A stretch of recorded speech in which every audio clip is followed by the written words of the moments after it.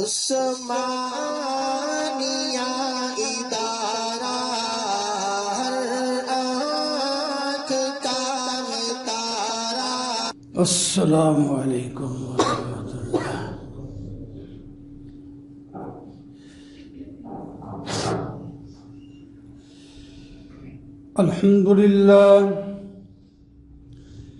الحمد للہ وکفى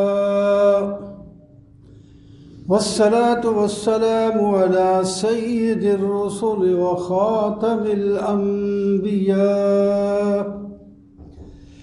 اما بعد فاعوذ باللہ من الشیطان الرجیم،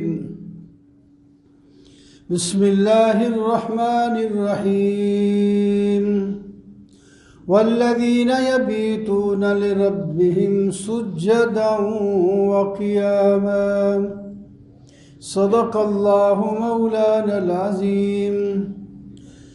اللہم صل علی سیدنا و مولانا محمد وعلی آل سیدنا ومولانا محمد وبارک وسلم۔ محترم و معزز سامعین، بزرگوں، دوستوں اور عزیزوں، محبت کی باتیں حدیث کی روح سے بیان ہو رہی تھیں۔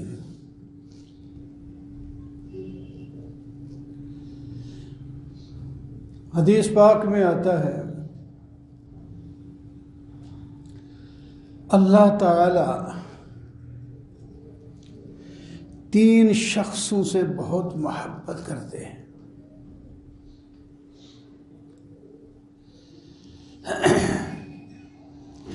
پچھلے جمعہ تو تھا نا، جو اللہ کے بندے کے ساتھ اللہ کے لیے محبت کرے تو اللہ تعالیٰ اس سے محبت کرتے ہیں۔ آج 3 چیزیں اور ہیں۔ اللہ تعالی 3 شخصوں سے محبت کرتے ہیں۔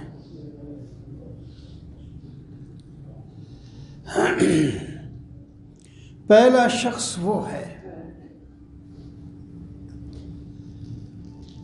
جو رات کے وقت جب لوگ سو جاتے ہیں یا اپنے دیگر مشاغل میں مصروف ہو جاتے ہیں اور یہ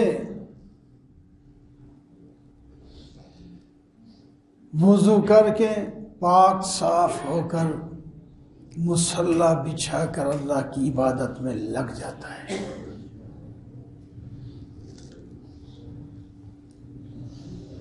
اللہ کے سامنے روتا ہے، اللہ کی عبادت کرتا ہے، عبادت میں کبھی وہ قیام کرتا ہے، کبھی رکوع کرتا ہے، کبھی سجدہ کرتا ہے، یہ نماز میں آ جاتے ہیں، کبھی بیٹھ کے تلاوت کرتا ہے، کبھی ذکر کرتا ہے، رات اس طرح گزار دیتا ہے۔ وہ بھی انسان ہے، نیند اس کو بھی آتی ہے، کام سویرے اس نے بھی کرنا ہے، کچھ دیر بچاتا ہے لیکن زیادہ دیر اللہ کی عبادت میں لگ جاتا ہے۔ خلوت جو ہے نا محبوب ہوتی ہے، جس سے پیار ہو، اس سے علیحدگی بھی مل جائے، جس سے پیار ہو نا اس سے اگر علیحدگی مل جائے، باتیں کریں، اس کے ساتھ پیار کریں علیحدگی میں، تو اسی طرح جو انسان خلوت ڈھونڈ کر اللہ کی عبادت میں اللہ سے باتیں کرتا ہے، اپنے گناہ پیش کر کے اس پر معافی مانگتا ہے، توبہ کرتا ہے، آئندہ کے لیے راہ راست پر چلنے کی دعا کرتا ہے، اور یہ یقین کرتا ہے کہ یہ سب کچھ اللہ تعالیٰ ہی کر سکتے ہیں۔ تو یہ سورہ فرقان کی جو میں نے آیت پڑھی، اللہ نے یہی کہا والذین یبیتون لربہم سجدا وقیاما، رحمان کے جو بندے ہیں نا، وہاں کوئی 8-10 صفات اللہ نے ان کی بیان فرمائی کہ میرے بندے، رحمان کے بندے کون ہوتے ہیں، ان کی صفات سن لو، سن کے خود وہ اپنے اندر لے آؤ تاکہ تم عباد الرحمان بن جاؤ۔ تو ان میں سے ایک یہ صفت ہے ان کی، رات کو سجدن و قیام، رکوع اور قیام میں رات ساری گزار دیتے ہیں۔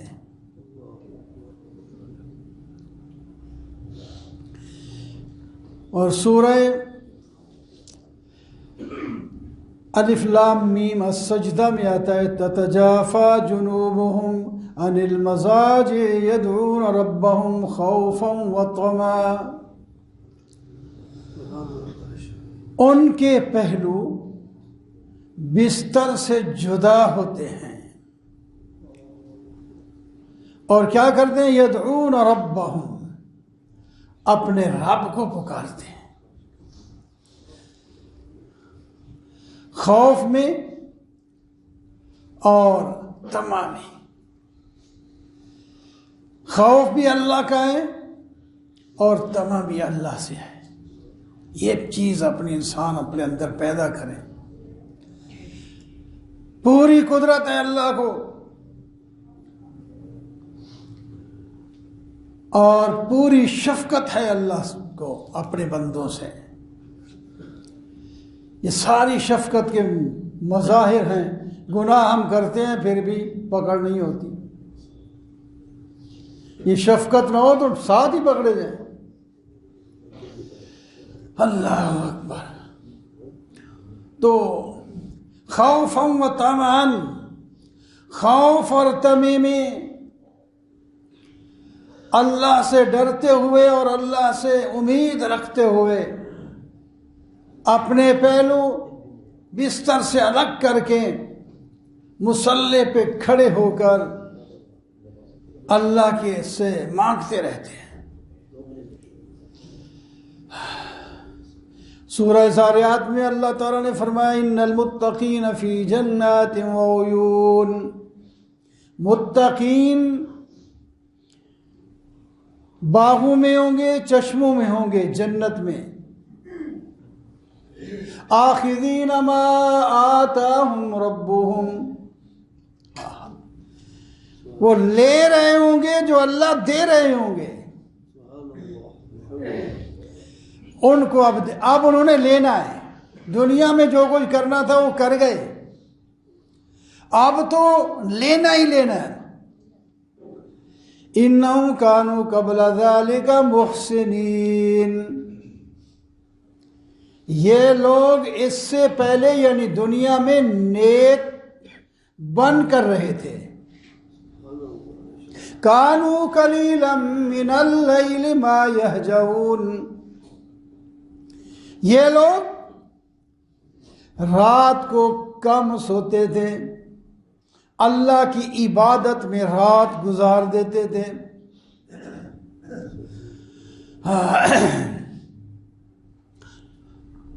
کانوا قلیلا من اللیل ما وبالاسحار هم یستغفرون، اور سویرے یہ نہیں کہتے کہ ساری دنیا تو سوئی رہی میں عبادت کرتا رہا، سویرے اٹھ کے اللہ سے معافی مانگتے ہیں کہ ما عبدنا حق کا عبادت کا، یا اللہ تیری عبادت کا میں حق نہیں ادا کر سکا۔ استغفار مانگتے ہیں، یہ نہیں مانگتے کہ یا اللہ مجھے کوٹھیاں دے دے، مجھے مال و دولت دے دے، یا اللہ میرے گناہ ہی معاف کر دے، بس یہ سویرے دعا مانگتے۔ وبالاسحار هم یستغفرون وفی اموالہم حق للسائل والمحروم، اور ان کے مال میں مال ایسا خرچ کرتے ہیں کہ انہوں کے مال میں ان کا بھی حق ہے جو آ کے مانگتے ہیں کہ ہم ضرورت مند ہیں، ہماری فلاں ضرورتیں پوری کر دو، اور ان کو بھی دیتے ہیں جو مانگنے کے لیے نہیں آتے اور اس کو پتہ یہ ضرورت مند ہے، ان کے گھر جا کے پہنچا دیتا ہے، ان کے گھر جا کے پہنچاتے ہیں، مال اس طرح خرچ کرتے ہیں کہ دنیا میں اگر ایسی زندگی گزاری ہو تو پھر کیوں نہ اللہ اس سے راضی ہو کر جنت عطا فرمائے، کیوں نہ محبت کرے۔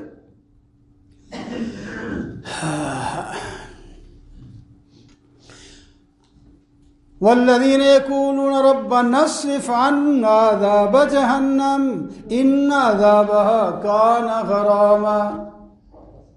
ساری رات اللہ کی عبادت کرنے والے لوگ سویرے کہتے ہیں یا اللہ ہم سے جہنم کا عذاب دور کر دے، جہنم کے عذاب سے بچا، بس اور کوئی شے نہیں چاہیے، اور نہیں چاہیے، ہمیں جہنم سے بچا دے، کیونکہ جس کو جہنم میں داخلہ ملا ہو اللہ معاف کرے، اس کی بچائے اللہ جہنم سے، تو اس کے لیے کوشش کرے آدمی۔ یہ اللہ کے نیک بندوں کا اللہ خود تذکرہ کر رہے ہیں، اور ہم میں گئے ہمیں پرواہ نہیں، گناہ کرتے ہیں پھر بھی ہم یہ ہیں ہم وہ ہیں۔ بندہ ذرا سوچے، حضرت ابراہیم بن ادہم ایک بزرگ گزرے جو بادشاہ تھے، اس نے اللہ کی محبت میں حکومت کو چھوڑ دیا اور فقیرانہ زندگی گزارنا شروع کر دی۔ ابراہیم نام سے بہت سے بزرگ آئے ہیں، ابراہیم بن ادہم بادشاہ ہیں، محلات میں بھی ذکر کرتے تھے، عبادت کرتے، دعائیں مانگتے۔ ایک دفعہ عبادت کر رہے ہیں رات کو، تو اوپر چھت کے اوپر آواز آتی، معلوم ہوتا ہے کہ جیسے کوئی اوپر کوئی چل رہا ہے، معلوم کرو۔ معلوم کیا، کچھ بندے تھے، انہوں پکڑ لے، ہاں جی کیا کر رہے ہو؟ کہتے ہیں جی ہمارا بیل یا اونٹ مختلف گم گیا تھا، وہ ڈھونڈ رہے ہیں۔ بیل تمہارا اونٹ شاہی محلات کی چھت پر ہوتا ہے، وہ گم گیا ہوگا تو کہیں ہو گیا، ادھر جنگل میں ڈھونڈو، میدانوں میں ڈھونڈو، تم آ کر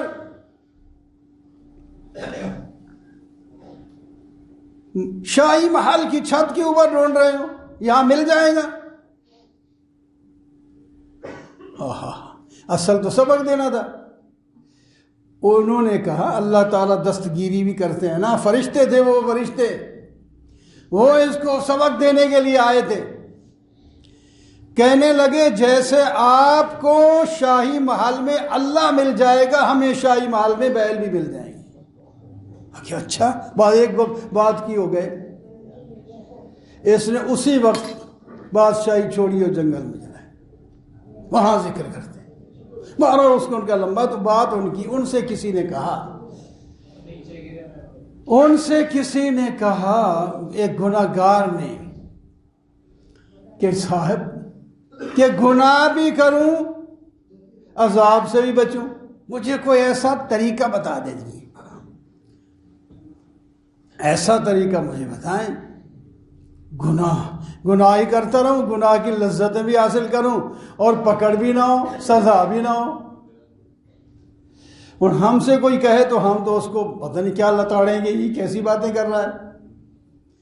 اللہ والوں کے دل بھی بڑے ہوتے ہیں، نہیں ناراضگی کا اظہار کیا، فرمایا کوئی بات نہیں۔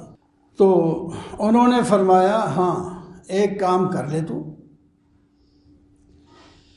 ایسی جگہ گناہ کر جہاں تجھے اللہ نہ دیکھ رہا ہو، ایسی جگہ کر لے گناہ، جب دیکھے گا نہیں تو پکڑے گا بھی نہیں۔ اس نے کہا یہ کیسی بات کر رہے ہیں آپ، اللہ ہو اور دیکھے نا، یہ تو نہیں ممکن، اللہ تو دیکھ رہے ہیں۔ فرمایا پھر دیکھ رہے ہیں تو چلو دوسرا کام کر لیں.